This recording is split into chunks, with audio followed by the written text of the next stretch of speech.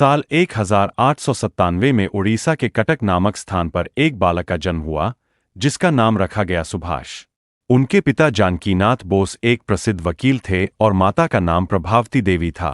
घर में धार्मिक वातावरण और संस्कारों की गहरी छाप थी। सुभाष बचपन से ही तेज, अनुशासित और गहरी सोच वाले बालक थे। वे छोटे से ही पढ़ाई में बहुत कुशाग्र थे, लेकिन साथ ही उनका हृदय अत्यंत संवेदनशील भी था।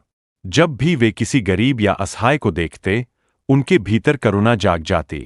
यही करुणा और देशभक्ति का बीज बचपन से ही उनमें पनपने लगा। बचपन में ही सुभाष को प्रकृति और भारतीय संस्कृति से गहरा लगाव हो गया।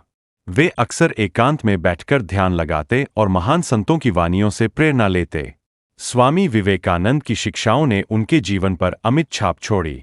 विवेकानंद के विचारों ने उनमें साहस, त्याग और राष्ट्र प्रेम की ज्योति जलाई। वे पढ़ाई के दौरान अनुशासन और दृढ़ता के लिए हमेशा जाने जाते। उनके शिक्षक भी उनकी मेधाशक्ति और विचारशीलता की प्रशंसा करते। सुभाष की शिक्षा कटक से प्रारंभ होकर कलकत्ता में हुई। प्रेसिडेंसी कॉलेज से उन्होंने अपनी उच्च शिक्षा प्राप्त की। यहीं पर उनके व्यक्तित्व में राष्ट्रीयता की ज्वाला और भी प्रबल हुई। अंग्रेजी शासन की अन्यायपूर्ण नीतियों ने उनके हृदय को आहत किया। एक बार कॉलेज में किसी प्रोफेसर ने भारतीयों के प्रति अपमानजनक टिप्पणी की, तब सुभाष ने उसका विरोध किया। इसके कारण उन्हें कॉलेज से निष्कासित भी कर दिया गया, लेकिन इससे उनका आत्मबल और भी बढ़ गया। वे समझ गए कि गुलामी का बोझ तब तक समाप्त नहीं होगा, जब तक भारतवासी एकजुट होकर संघर्ष न करें। उनके पिता चाहते थे कि सुभाष उच्च शिक्षा लेकर भारतीय सिविल सेवा में जाए और एक बड़ा अफसर बने। सुभाष ने भी पिता की इच्छा का सम्मान करते हुए इंग्लैंड जाकर ICAS की परीक्षा दी और शानदार सफलता प्राप्त की। मात्र 23 वर्ष की उम्र में उन्होंने चौथा स्थान हासिल किया, लेकिन अफसरशाही की कुर्सी उनके हृदय को कभी भा नहीं सकी। उन्हें लगता था कि गुलाम भारत की सेवा अंग्रेजी शासन के अधीन रहकर नहीं की जा सकती। उन्होंने साहस दिखाते हुए उस नौकरी को ठुकरा दिया और मातृभूमि की सेवा का संकल्प लिया। यह निर्णय उनके जीवन का सबसे महत्वपूर्ण मोड़ बना। भारत लौटने के बाद वे राष्ट्रीय आंदोलन में सक्रिय हो गए। महात्मा गांधी से वे गहराई से प्रभावित थे, लेकिन उनके रास्ते अलग थे। गांधी जी सत्याग्रह और अहिंसा में विश्वास करते थे, जबकि सुभाष को लगता था कि स्वतंत्रता बिना बलिदान और संघर्ष के संभव नहीं। वे मानते थे कि अंग्रेजी शासन को केवल दृढ़ शक्ति और क्रांति के द्वारा ही हटाया जा सकता है। कांग्रेस पार्टी में शामिल होकर वे जल्दी ही युवाओं के नेता बन गए। उनकी ऊर्जा, संगठन क्षमता और दूरदर्शिता ने सबको प्रभावित किया। साल 1938 में उन्हें कांग्रेस का अध्यक्ष चुना गया। इसके बाद 1939 में भी वे भारी बहुमत से अध्यक्ष बने, लेकिन गांधी जी और अन्य वरिष्ठ नेताओं से उनके विचारों में टकराव होने लगा। गांधी जी शांतिपूर्ण तरीकों से स्वतंत्रता चाहते थे, परंतु सुभाष तेज कदम उठाना चाहते थे।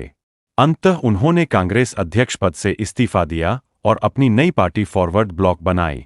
द्वितीय विश्व युद्ध के दौरान जब अंग्रेज जर्मनी और जापान से जूझ रहे थे, तब सुभाष ने अवसर देखा कि भारत को स्वतंत्र कराने का यही सही समय है। अंग्रेजों ने उन्हें कई बार कैद किया, लेकिन उनकी अदम्य इच्छाशक्ति ने उन्हें हर बार आगे बढ़ाया। वे जेल से भागकर विदेश चले गए। जर्मनी और जापान जाकर उन्होंने भारत की आज़ादी के लिए सहयोग मांगा। वहीं पर उन्होंने आज़ाद हिंद फौज का गठन किया। सिंगापुर में उन्होंने ऐतिहासिक नारा दिया, तुम मुझे खून दो, मैं तुम्हें आज़ादी दूंगा। यह नारा भारतीय युवाओं के लिए प्रेरणा का स्रोत बन गया। हजारों लोग उनके साथ आज़ाद हिंद फौज में शामिल हो गए। आज़ाद हिंद फौज ने ब्रिटिश शासन के खिलाफ कई मोर्चों पर संघर्ष किया। हालांकि संसाधनों की कमी और कई कठिनाइयों के कारण यह संघर्ष पूरी तरह सफल नहीं हो पाया, लेकिन इसने भारतीय स्वतंत्रता संग्राम को एक नई दिशा दी। भारतीय जनता के मन में यह विश्वास बैठ गया कि अंग्रेज अब अधिक दिनों तक भारत में नहीं रह पाएंगे। ब्रिटिश सरकार भी नेताजी के प्रभाव और उनके आंदोलन से डरने लगी थी। नेताजी का व्यक्तित्व रहस्य और रोमांच से भरा रहा। वे हमेशा दृढ़ निश्चयी और कर्मठ रहे। उन्होंने कभी भी व्यक्तिगत सुख सुविधाओं की परवाह नहीं की। उनका एक ही सपना था, भारत की स्वतंत्रता। कहते हैं कि 1945 में उनका विमान ताइवान में दुर्घटनाग्रस्त हुआ और वहीं उनकी मृत्यु हो गई। लेकिन इस विषय पर आज तक रहस्य बना हुआ है। बहुत से लोग मानते हैं कि वे जीवित बचे और गुप्त रूप से कहीं और जीवन व्यतीत किया। नेताजी सुभाष चंद्र बोस का जीवन बलिदान, साहस और राष्ट्र प्रेम का अद्भुत उदाहरण है। उन्होंने दिखा दिया कि कोई भी संघर्ष असंभव नहीं होता यदि संकल्प दृढ़ हो। उनका नाम सुनते ही आज भी हर भारतीय का हृदय गर्व से भर उठता है। वे भारतीय युवाओं के लिए सदैव प्रेरणा रहेंगे। उनके शब्द आज भी गूंजते हैं कि आजादी की कीमत बलिदान है और राष्ट्र के लिए मरना ही सबसे बड़ा धर्म है।